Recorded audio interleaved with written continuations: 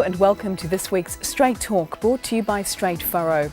I'm Karen McCarthy. On the program this week, the lure of the land, how best to turn our young people onto careers in farming and agriculture, the push to attract the best and brightest to the rural sector, and what happens if we don't. Who'll be farming our land in 20 years' time, the ongoing debate around foreign ownership, and why it's crucial we strike the right balance. Can we really go it alone? And we talk TAF. Federated Farmers joins calls for a second vote on the contentious proposal for share trading among farmers, as suspicion deepens about the restructuring and what it really means. In the studio with me this week, Conor, the Chief Executive of Federated Farmers. Thanks for being here. And Jacqueline Rowarth, fresh from her new role as Professor of Agribusiness at Waikato University. You were 5 years at Massey, I think it was. Tell us about your new role and why the move to the Waikato. A new initiative, the University of Waikato has suggested to itself that actually having more agriculture in its curriculum would be a good idea. And so from the top-rated business school in the country, the Bachelor of Management Studies now has an agribusiness major. And they invited me to come and sort of lead the initiative, develop the profile, and work with the agribusinesses in the area to improve things like the value chain. And New Zealand Trade and Enterprise is right behind this initiative. So and what do you mean by the value chain? Oh, adding value all along from the farm to the mouth. And it's something that we talk about a lot, but just in the same way that if you're told to save money on Friday because you've run out of it, it's quite difficult to do the weekly budget. If you start right at Monday, then you can make savings or add value all the way along. So now these students are going to be talking to I'm a soil scientist, which is, absolute ground roots and grassroots, about how you actually get the production chain right, all the way from calf or fawn or whatever drop, right through to the supermarket and then into the mouth. So it's not just about farming? No, it's all about understanding where we go and where we can actually achieve some innovation. Do we have enough agriculture students in this country? I mean, where are things at? The numbers are up, so both Massey and Lincoln are very pleased, and we've certainly got enrolments in the agribusiness major at the University of Waikato. Of course, it's still a very small number in comparison with the calculations of what we might need. But the fact that at Massey, numbers have doubled in 5 years is just terrific. And a lot of that is to do with Jim Anderton, when he was Minister for Agriculture, going around saying, this is our most important industry, we need the brightest and best here. And he put such an emphasis on this that in combination with the dairy boom, then students began to see that maybe they would be valued in their career, and that it appeared to have a lot of different types of options, and certainly with good money, the sort of things they like really in their careers, that they should be actually getting involved in our biggest industries. And I think it's just really good news for them in terms of the careers they will have, and of course for their parents who just wanted them to be happy. Follow your passion doesn't always lead to the career that you might think. Where can you make a difference? That gives you great satisfaction and a good career. And in agriculture, you can certainly do that and be rewarded for it on the way. Must be heartening for you, Conor, to hear that numbers are up, because they did dwindle there to, as Jacqueline said, I think quite a pitiful... 40 students nationwide. 40 across the country, graduates in agricultural related areas. And that's when Jim Anderton started saying this isn't okay. And from his point of starting doing that, the numbers have picked up. So the last graduate completions we have is 2010, and it was 100, and now we're up from there, but we don't know yet the figures. I mean, it is good to see progress in that, but the reality is we need about 1,000 or more. So we're still way underdone, although we're making some good progress, and it's not only Jim Anderton, there's been people like Jackie and others who've been around promoting agriculture as a career. But it is challenging. I mean, I've got half a dozen kids, they're city kids, and not one of them at the moment, well, they're a bit young, but they don't know much about agriculture, they don't know what the opportunities are, and their dad's the CEO of Federated Farmers. They're not getting anything through the schools or through the careers advisors, and we've got to change that, and there are some moves afoot to do that, and I know the universities are doing that as well. But telling that story about what the opportunities are really, really matters. And I think that financial aspect, I mean, there has been a bit of growth in the dairy sector, in terms of opportunity for young people coming in, and we've got the share milking system, which provides a pathway for them so they know where they can be in 5 years' time or 10 years' time. In the sheep and beef sector, we don't have that share milking system. It's not obvious to people when they go and work on a sheep and beef farm what their next step could be towards farm ownership, for example. But you've also mentioned the beyond farm gate opportunities, in food nutrition, agribusiness. There's enormous opportunities there, and that's something that I think New Zealand really has to take advantage of, and that is developing and capturing for New Zealand the intellectual capital that we have around our farming systems and our supply chain. And so it's great that Jackie's gone into this new role at Waikato. Federated Farmers supported that, setting up the major in agribusiness, because the more of it we can have, and the more of it we have with good teaching support in there, the better it is for agriculture and for New Zealand. How do you sell it? How do you make agriculture sexy to young people who are considering their career options? You think about what they want, and there's lots of research on this, and number one is money. Number two is being valued, and this is because we've got the younger generations who have been the focus of a family. The average is not 5 children, it's more like 1 or 2, and they've been heavily parented by the baby boomers and told that, because we want to give them confidence, that they're stars. They want to be stars in the workplace as well. Therefore, anti-farming campaigns are really, really destructive to our ability to actually improve agriculture, because they think, I don't want to go there if I'm going to be accused of all sorts of things. Where will I be valued? So the money in agriculture is good. And when I'm talking at schools, it's actually very difficult to get into a school if you're going to go in there and sell agriculture at a particular institution. You go in and say, what do you want from your career? How many of you want to make money? And a third of them will raise their hands. How many of you want to save the world? You get the other third. And the other lot of you want fun, enjoyment. You probably want some money as well. You get the whole class. I said, well, let's consider the options. And then we talk about the money. And the average BA, 6 months out of university, will be on 33,800. That's the New Zealand Vice-Chancellor figure. Whereas in agriculture, the salary package is 6 months out of university at 55. They've got the car in there, and the computer, the phone, all of those sorts of things, and the money's 42 to 45,000. That's significantly better, because the BA doesn't have the computer, the car, the rest of it. Within 5 years, the top students are on over 100,000, at which point one wonders why one stayed in academia, but it's because we love the students. And you talk about variety, status, salary. Security is now in there because of the economic downturn, but the ability to make a difference. And that's where agriculture really has strength. I think the other thing too is that there aren't that many sectors of the economy where you can start with pretty much nothing and end up with a substantial, complex business in a decade. And that is that you're building up your equity as well as getting paid an income. At the same time, it's not a bad sort of family lifestyle as well. We'll carry on after the break. Coming up, succession. The farmer in 20 years will be the young man or woman making decisions now about moving into farm ownership. The share milker scheme has been a huge success, but it is under pressure.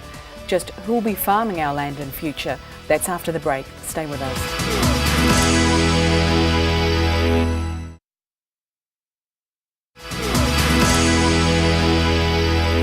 Welcome back to Straight Talk, brought to you by Straight Furrow. I'm Karen McCarthy.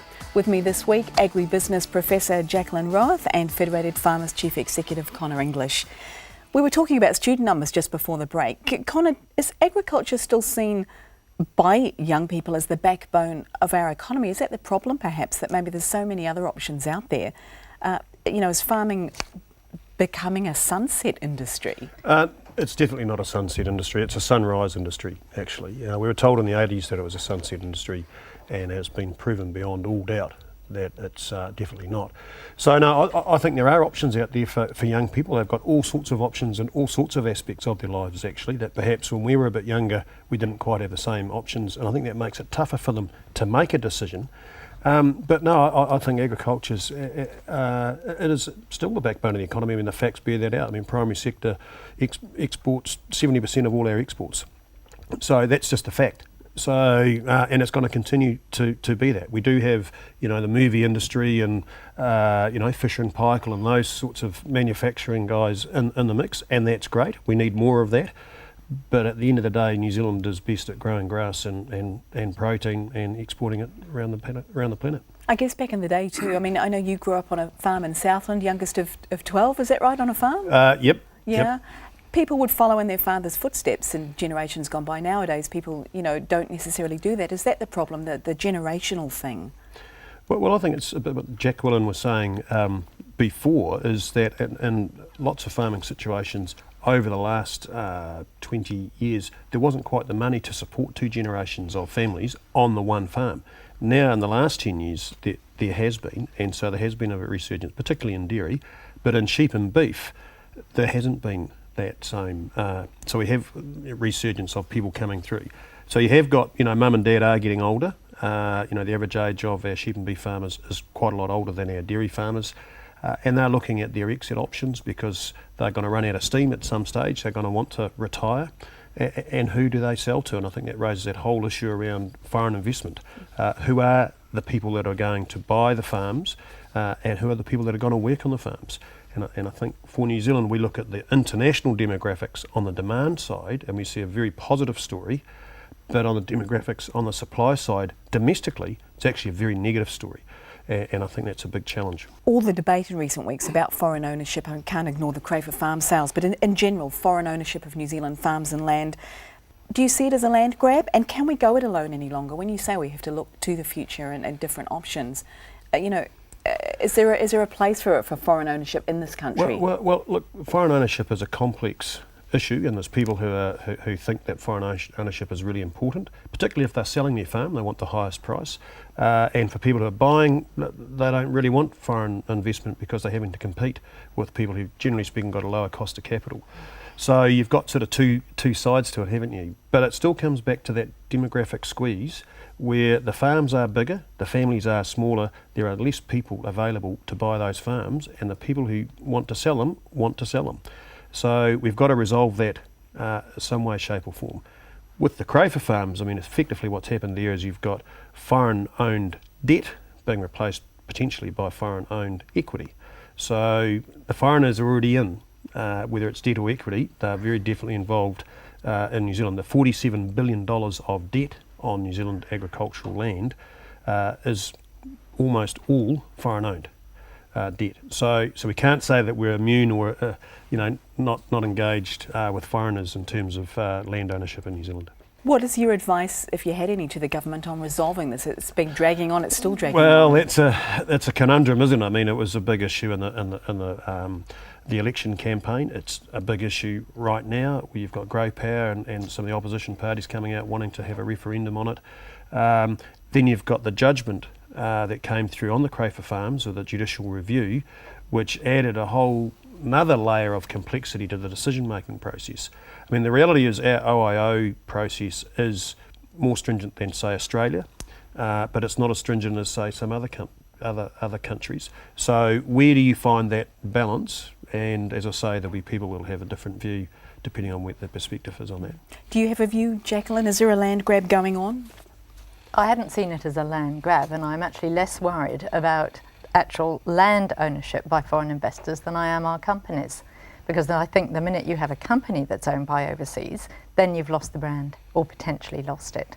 Whereas if you've got land with being managed, for instance, by a land corp similar, or land corp itself, then you've still got control over the management systems on the farm, and that can meet the brand that we require in terms of animal welfare, human welfare, environmental sustainability. I mean, I think it's pretty important that we do maintain, our food quality standards, our biosecurity standards, animal welfare standards. They are the things that actually differentiate New Zealand in the international marketplace. So anyone, whether it's a foreigner or not, and unfortunately we have some New Zealand farmers who let the side down, we need to make sure that those standards are at international best practice or better, whoever owns those farms. But I take Jacqueline's point about who actually owns the intellectual capital around our farming systems, and that's the thing that I'm not sure we've quite cracked the model. At the moment, we know that we're probably the best farmers in the world, but how do we replicate those systems globally for the benefit of New Zealand? The way we're doing it at the moment is buying land overseas and farming it, but what about the intellectual capital around that? So there's a whole lot of agri-tech, technology, for example, genetics. You know, we're putting a lot of genetics up into China at the moment. We're selling it once. We're not selling it. We're not getting an ongoing revenue stream. You know, our grass seeds, for example. You know, PGG Wrightson's, which has now got a cornerstone shareholder from China, which could be a massive opportunity for them because it gives them links into that Chinese market. But how are we going to get that benefit to come back to New Zealand of all the research that's been developed over the last sort of half century or so? And how do you, as you say, it's the importance of protecting and preserving what we have. Well, it's pretty tricky, isn't it? I mean, Mick Jagger, he's got his model is, you know, you do a concert, you do some download some iTunes or sell a CD. With genetics, we sell the semen, for example, or we sell the animal, and we do it once. We haven't got an ongoing royalty stream like, say, plant variety rights does, for example. So I think we should be looking more in our genetics at the plant variety rights model, where you get an ongoing royalty each generation that those plants are being replanted. All that research and innovation, Jacqueline, I guess, you know, that's something for your students as well, as you say, when you look at attracting students to agriculture, it is all that stuff that's downstream of the farm. So exciting, and New Zealand has got a tremendous position in the world in terms of the linkages between the Crown Research Institutes, the universities and the farms themselves, and the way they take up technologies is superb, though there's a bit of a beat up about some of them at the moment in terms of, you know, not performing as well as they could. So when we look at farms overseas, it would take a huge amount of assistance for all the farmers to be able to pick up the new technologies, and maybe that's part of where we actually get some royalty or income for New Zealand. It's the whole hand-holding. Is there enough top-level support and appreciation of agriculture in general, dairying in particular in this country?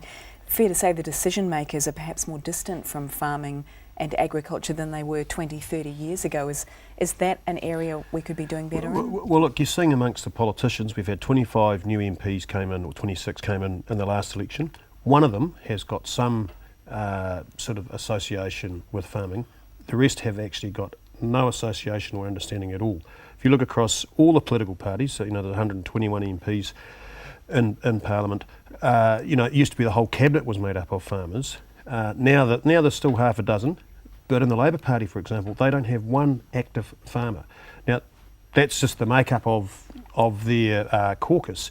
So it's on us, a challenge on us is to make sure they do understand it. So we've been engaging a lot with the opposition parties just to help them understand the practicalities of farming. I think that's one of the issues, is people just are more, they live in different places and spaces. So it'd be like asking me to regulate a hospital operating theatre. I don't know anything about that, so it'd be a bit silly to ask me to do that. Well, we're asking these people to regulate farming, and they've got no idea about that either. So there's a big education issue there. But Jim Anderton didn't come from a farm. Exactly, yeah. And he was so believing in it and its importance, and the importance of getting great people into the industry, that third in cabinet, he was able to make all sorts of statements and make a difference. And he was actually pretty good, and he got out and about and got on farms, saw the practical side of it, understood farmers' problems, and we had a very good, Federated Farmers had a very, very good relationship with him, because he got his gumboots on, if you like. So what we've got to do is get the rest of the politicians who aren't quite so interested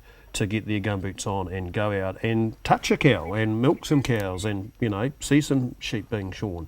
So they understand what the risks are on farm, because I think there is a few myths about what happens on farm that just aren't. They need to get stuck in there and see for themselves. Yeah. But I think it is important that the decision makers understand agriculture, because if they make some decisions, the wrong decisions, like water, for example, is a very critical issue. It's all at play at the moment. If we get the wrong decisions made on the frameworks around water, that's going to have a big impact for not the next year or the next electoral cycle, it's for the next 50 or 100 years. Generations. Lots at stake then. After the break, our guests reveal what's top of their minds when it comes to burning issues in the rural world. And Marina Woolbachers back Christchurch. Great news for the struggling city. More on that when we return.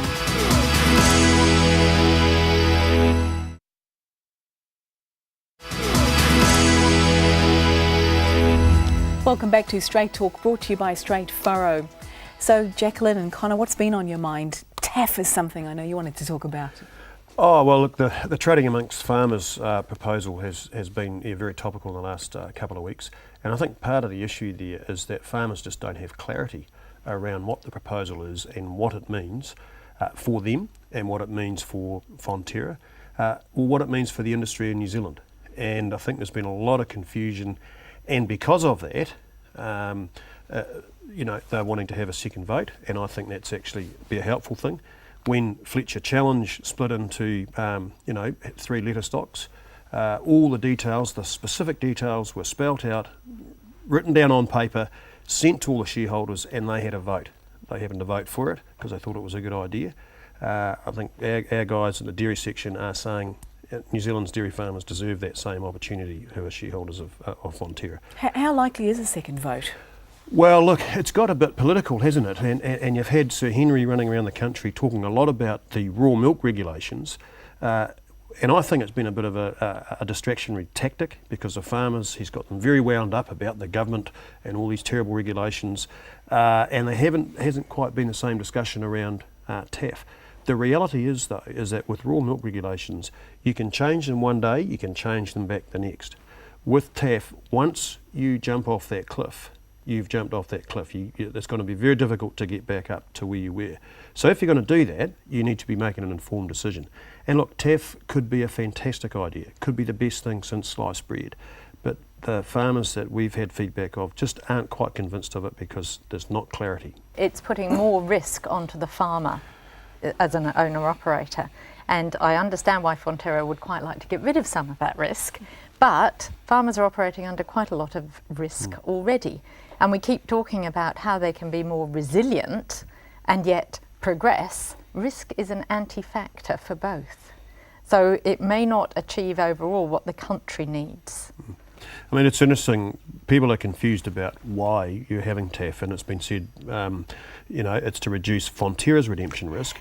But all that's happening is, as Jacqueline's saying, is that risk is getting transferred to the farmer. So the redemption risk is still there. It's just on the farmer's balance sheet, not Fonterra. So if I'm managing Fonterra, I think that's actually a pretty good thing. And I think it's also a bit about the relationship that Fonterra has with the independent companies and them wanting to make sure that they're always ahead of those independent companies. So that's the same with the raw milk regulations. There's all sorts of proposals out there now which, in my view, we'll see, this is a personal view, not an organisational view, we'll just see the end of anyone wanting to invest in dairy who isn't Fonterra. With the dairy milk, that's all going to run out in 3 years' time. And there won't be anyone that will come in with any new innovative idea because they won't have any certainty. So then we've got all our eggs in one basket with Fonterra, and look, they do a pretty good job, but unless they've got people nipping at their heels, they're just not going to remain sharp. If the All Blacks don't play anyone, they don't end up being world champions. And farmers aren't rolling over on this one, are they, either? They're fighting. Yeah, well, there's a hell of a lot of politics in it, and at the end of the day, it's going to come down to David Carter and his decision about whether he accepts the Fonterra board's view that no vote is required. And that's going to be an interesting decision for him to make. Are farmers perhaps, that they've given Fonterra too much control and power? Are they maybe in this situation perhaps in some way through their own fault? Well, look, as CEO of Federated Farmers, farmers are never at fault, of course. They're perfect in every way. But look, you can't have farmers running a company that is processing and marketing milk. Farmers do the farming, the guys who run that company are the most competent to do that. But when you have these big strategic and governance issues, you do have to engage with your shareholders. So I think what's being misaligned here is that people should be looking at the farmers as shareholders and give them that respect, actually, that every other shareholder in every other company in New Zealand has, rather than say they're just farmers. And I think that's where Fonterra's board has miscalculated, actually, and got it wrong, quite wrong, where they've treated the farmers as just farmers rather than as shareholders who've got millions of dollars invested in their company that they are the board of. And the chairman has been reluctant to discuss matters publicly. The board could certainly be more open, couldn't it? Yeah, well, look, there's nothing wrong with a bit of sunlight. If this all makes sense, and look, it probably might. I don't know. Then put on a bit of paper and tell people about it. Answer their questions. Don't go to meetings and spend all the time talking about raw milk regulations when really what people want to know about is TAF. So there's a lot of politics in this, and as I say, it's going to be an interesting decision for Minister Carter to make. That's it for Straight Talk this week, brought to you by Straight Furrow. Thanks to my guests, Jacqueline Rowarth and Conor English, and as always to you at home for watching. Be sure to check out our website for the latest news and other great programming. I'm Karen McCarthy. Join me again next week for more Straight Talk.